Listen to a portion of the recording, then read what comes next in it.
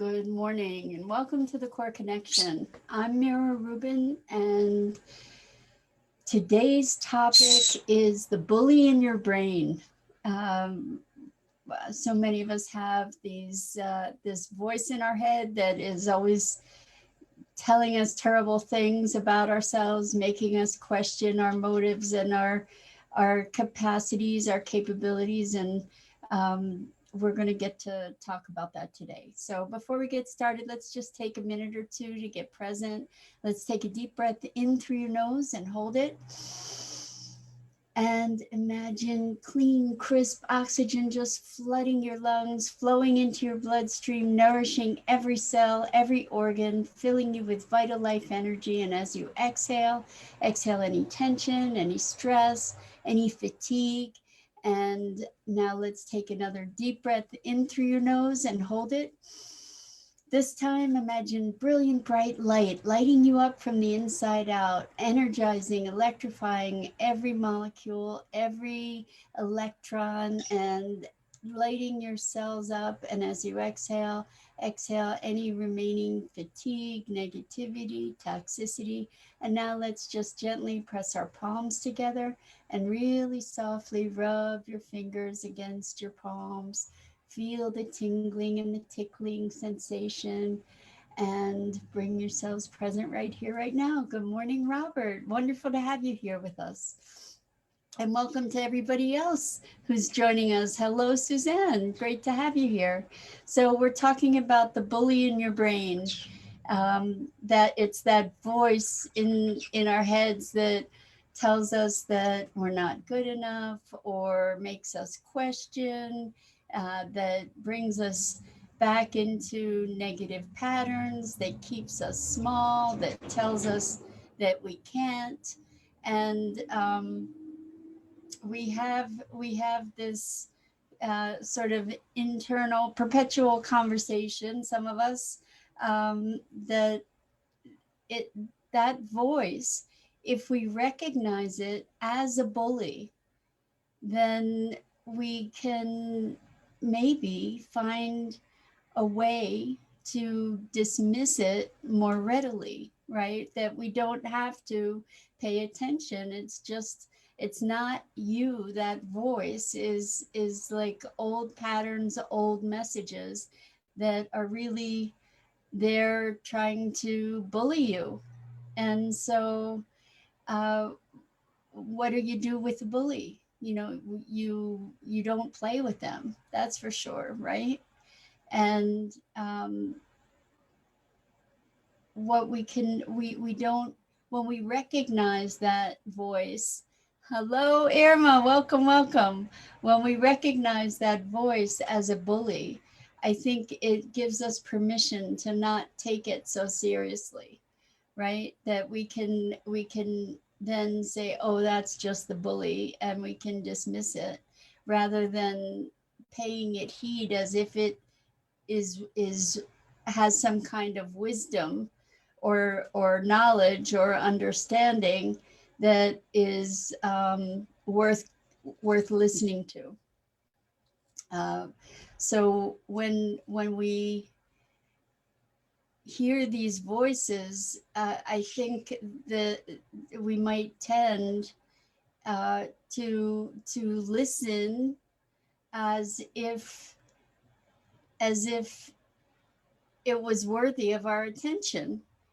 Um, Greetings from Irmgard. Hello, Irmgard. Welcome. Wonderful to have you here.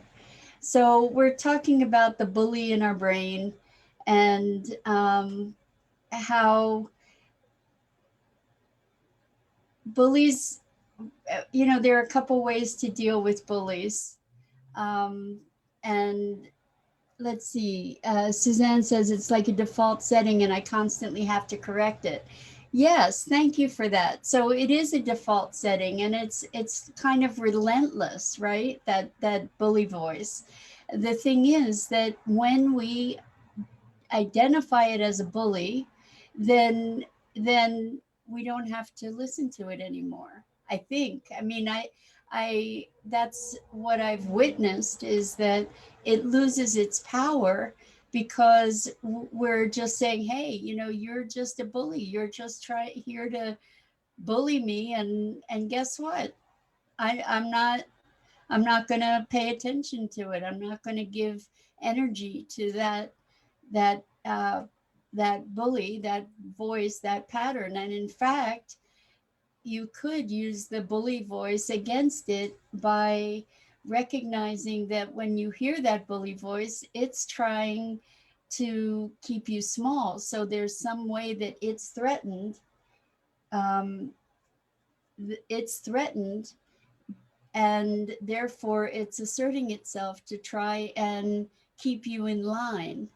And so it may be that sometimes, and maybe a lot of times, that bully voice is a clue that you're on the right track, you know, because it's telling you, it's trying to keep you small. It might mean that the reason it's piping up is because you're expanding, or you're doing something that makes it feel threatened. So Rosalind says the bully is the ego. Good morning, y'all. Good morning, Rosalind. I don't know that the bully is the ego. I think I don't know about this whole ego thing. I because anyway, I don't think that the bully is the ego. I think the bully is old patterns of that we've been indoctrinated to, through our past, through our history, whatever. But it's the voice that's beating us up and telling us we're not good enough, or that we should stay small, or that we're not capable, we're not competent. So Suzanne says, yes, takes a lot of practice and repetition, though. Yeah, it does. It does take practice. Sorry, Maggie.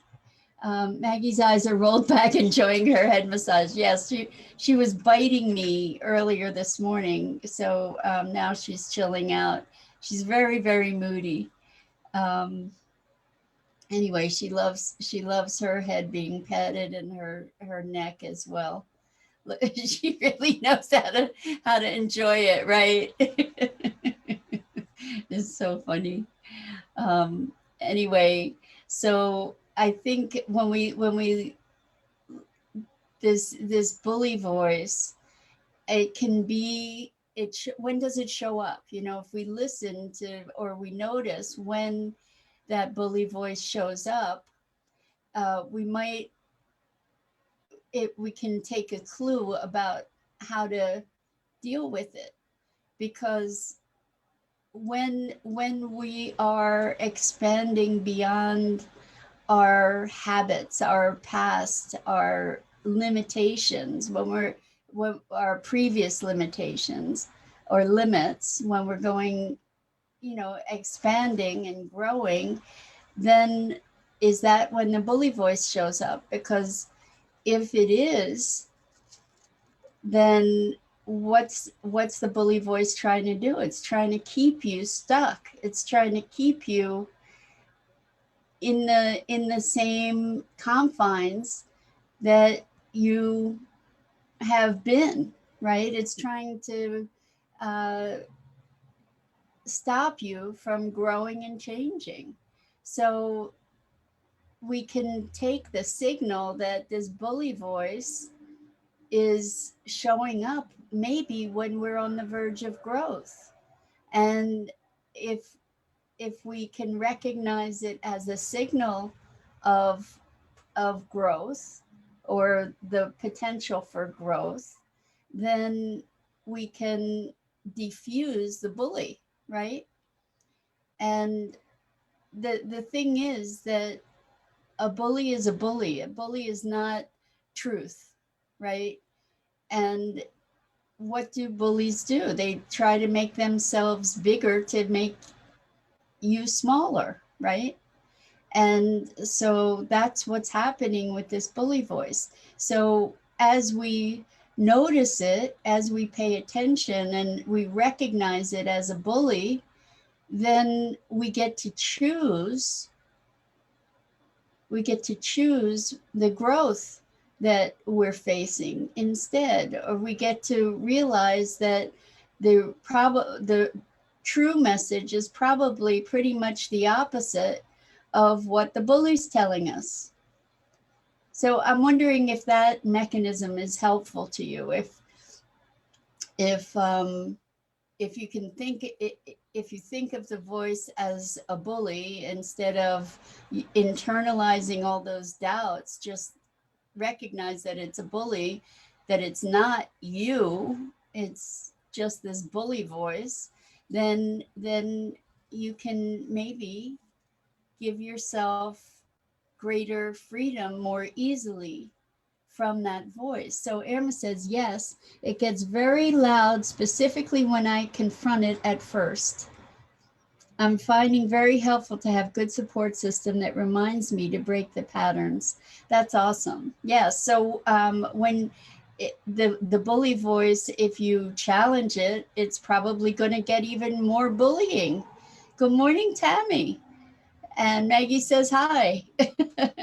um, so Rosalind says, why do people stay in an abusive relationship? I love this. That, you know, and here we're talking about an abusive relationship with ourselves, right?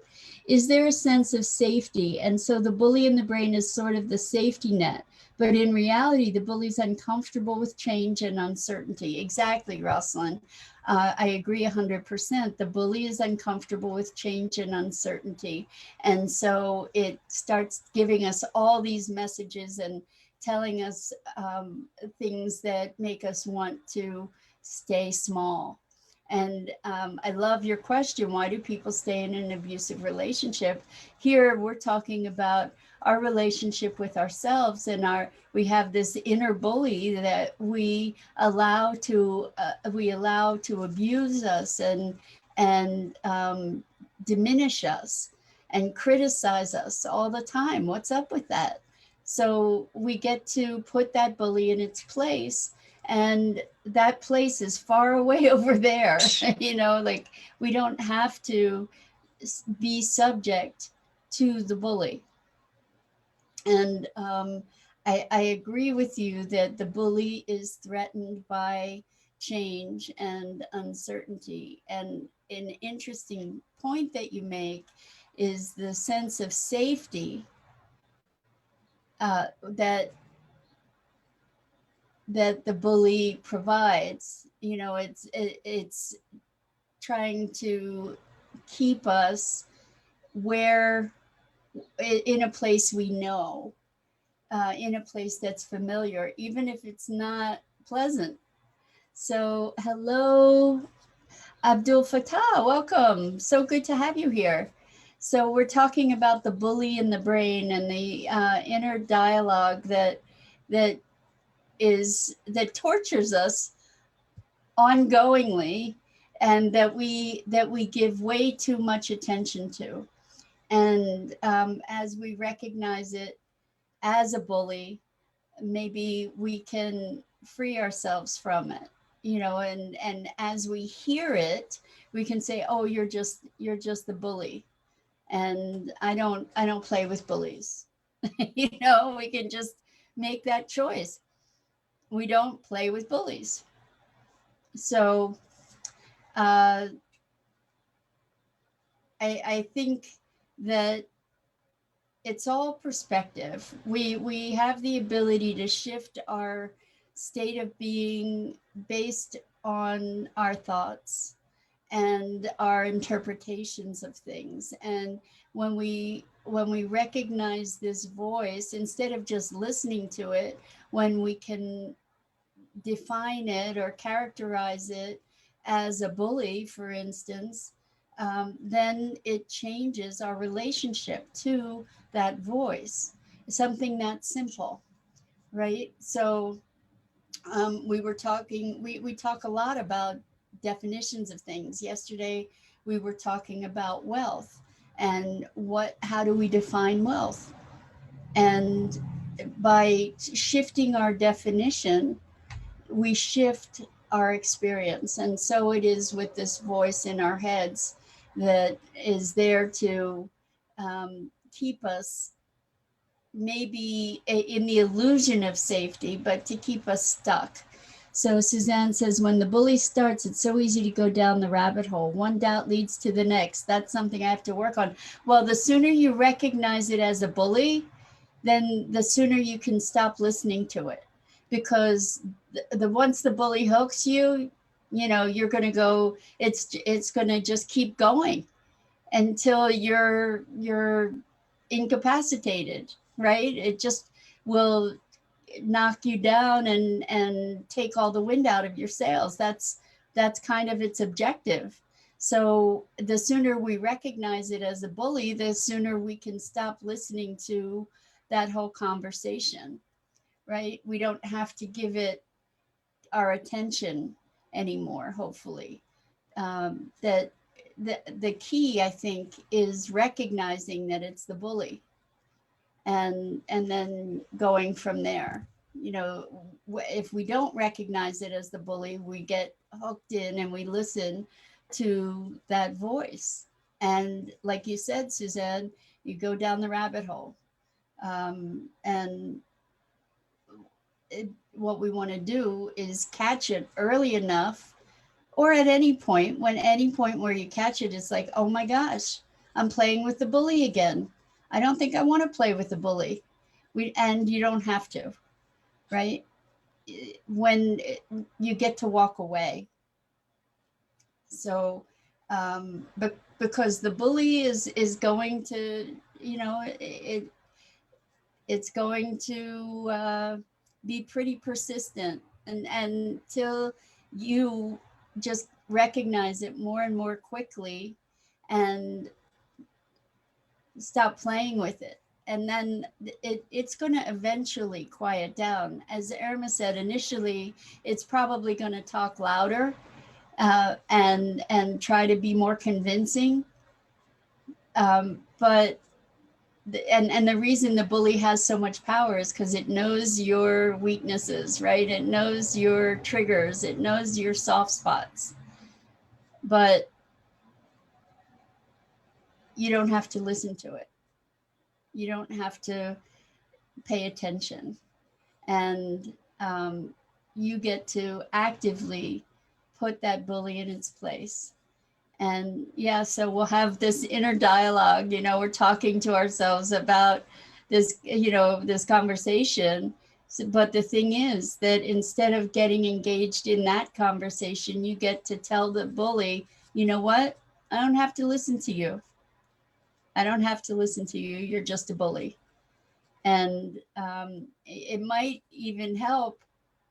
You could imagine what the bully looks like, or you could give the bully a name. And the reason that I'm suggesting this is not to make the bully more real, but to make the bully more separate. And as you make the bully more separate, then you can leave it in its own corner or its own place, or you can walk away from it, or you can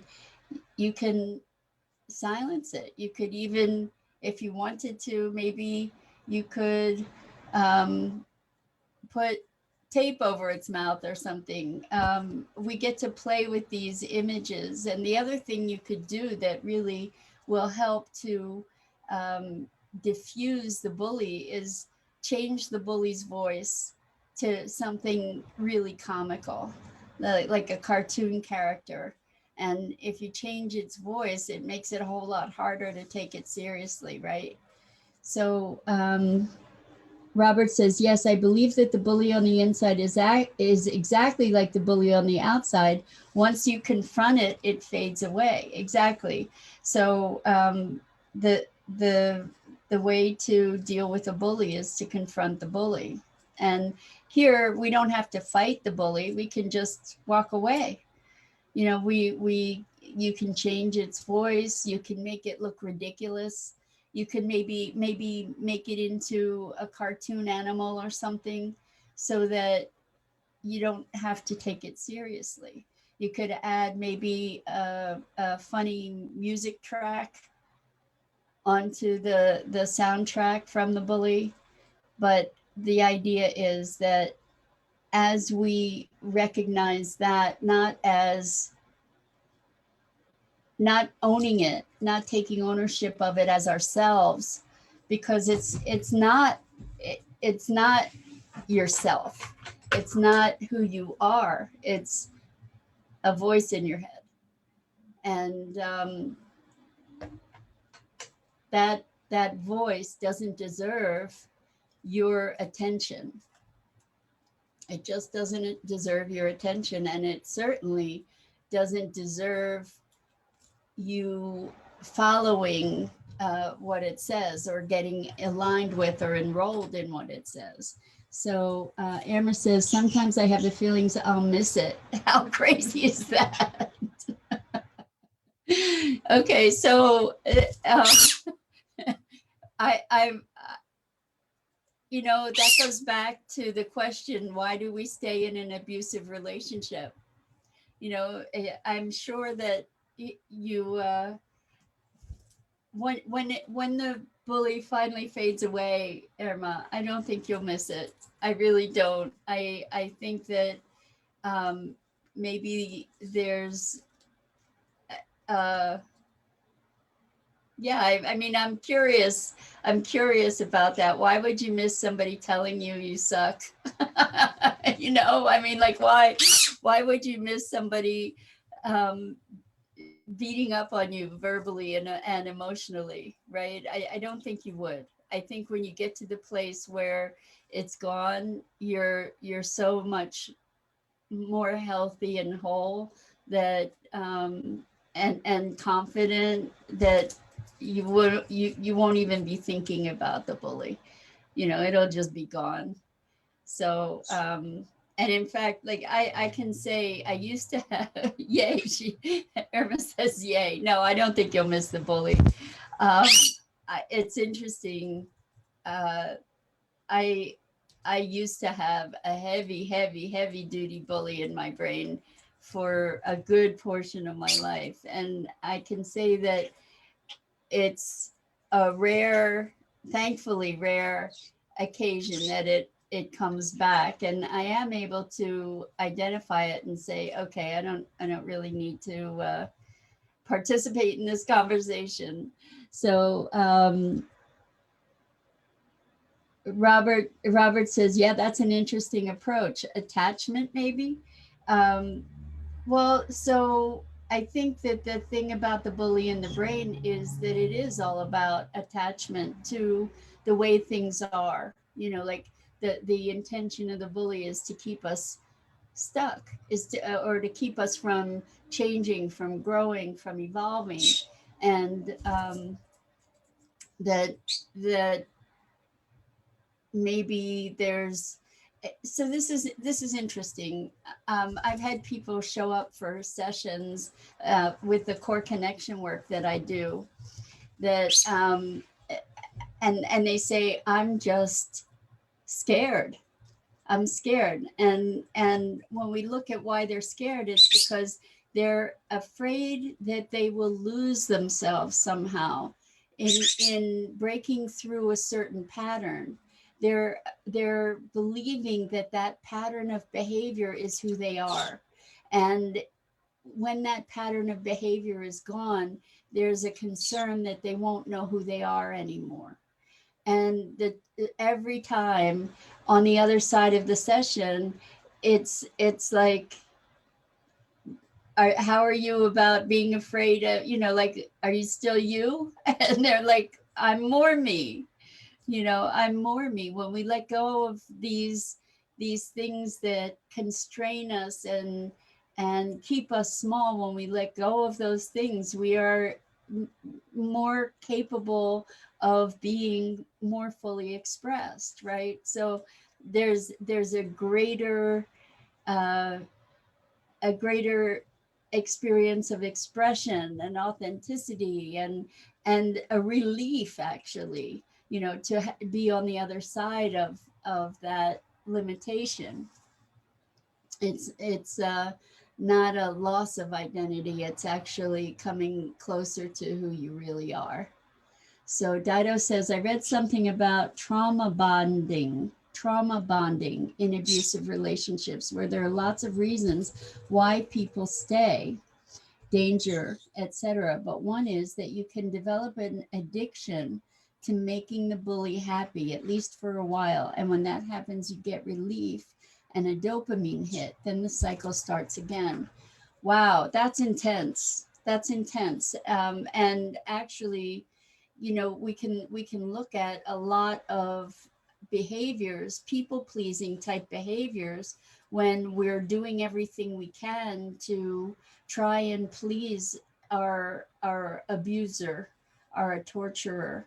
In You see it a lot with um, in families where there's an abusive parent, emotionally or even physically abusive. You're wanting to make sure that you're keeping everything safe and even. And so that's fascinating, Dido. I never had heard that. Um, but it makes sense. It makes sense, so that there's this physical addiction. So um, that's kind of wild. Maybe over time we can repattern that, especially for ourselves internally with this the inner bully here. And so Suzanne says, yes, it's like hardwired in me, but I recognize it now. Gloves are off, laugh out loud. Um, uh, Taking my power back. That's beautiful, Suzanne. Yeah, we you don't have to mess around with the bully. You know, we we we do get to move beyond it. And I do believe that identifying it as the bully puts it in a perspective that gives us the greater freedom from the noise that it's constantly making. And I'm still thinking about that dopamine hit. It's interesting because there were a lot of negative messages that I grew up with, and I rebelled against all of that when I was home. And then when I went to college, I wasn't in proximity with the people that had been giving me all these messages. And what I noticed was that I had internalized it, that I was doing it that I didn't need them to be there anymore. I was doing it for myself. And that's the bully. That's the bully, that voice that we internalize and take with us everywhere. And we get to diffuse that. It's like that running tape is something that we can move past and really, really identify it as something other, rather than I am this, I am that. When the bully's talking, understand that it's the bully. And the better we're able to identify that as the bully, the better we'll be able to take the gloves off and not have to be playing with the bully anymore. So I'm eager to hear how that goes for you guys. And um, I think the sooner we, or the better able we are to identify that voice early without getting wrapped into the conversation that it's trying to generate, the better off we'll be, and the the quicker we'll be able to separate ourselves from that conversation. Um, the big thing is that the bully does not deserve your ear. That the bully does not deserve your attention. Um, so I'm hoping to hear how that goes, and that it's an effective approach for you. Um, at the very least, it should help to minimize the impact of what the bully says, because it's just a bully. It's just a bully. And so Rosalind says trauma bonding. Some people's cup of tea is S&M. Sorry, had to go there, but the bully is playing a role. So voices in our mind are basically different actors in our movies. I love that, Rosalind. Yes, yes. And we get to say who plays a prominent role, like which voices we're going to give the most attention to. And we want to diffuse the voice of the bully, for sure, for sure. And yeah, well, trauma bonding, what is the effect when someone's kidnapped and then becomes attached to their kidnapper? There's a syndrome. Patty Hearst, uh, was it Patty Hearst? No. Well, yeah, it might have been Patty Hearst succumbed to that whole condition, uh, but it's it's not an unusual thing. Apparently, it's documented. I don't know what it's called. Dido, you'll probably find it, right? You're our resident resource here. Stockholm syndrome, exactly, that's it, in which hostages develop a psychological bond with their captors during captivity. Exactly. Thank you for that. I can always count on you, Dido. You're awesome. Thank you. So, yeah, Stockholm syndrome, it's kind of the same idea here. We develop an affinity with this bully and believe that it's telling us the truth somehow, but it isn't. And you don't need to pay attention to it, and you get to tell it to just go in the corner or something. So on that note, we get to tame the bully in the brain. And I'm Mira Rubin. This is the Core Connection. I go live on the Enlightened World Network Facebook page every weekday morning at 9 a.m. Eastern. And I invite you to check out all the other awesome programming and the community on the Enlightened World Network. And until next time, tame that bully. I so appreciate being here with you and spending this time. Thank you, thank you, thank you, and hope to see you again soon.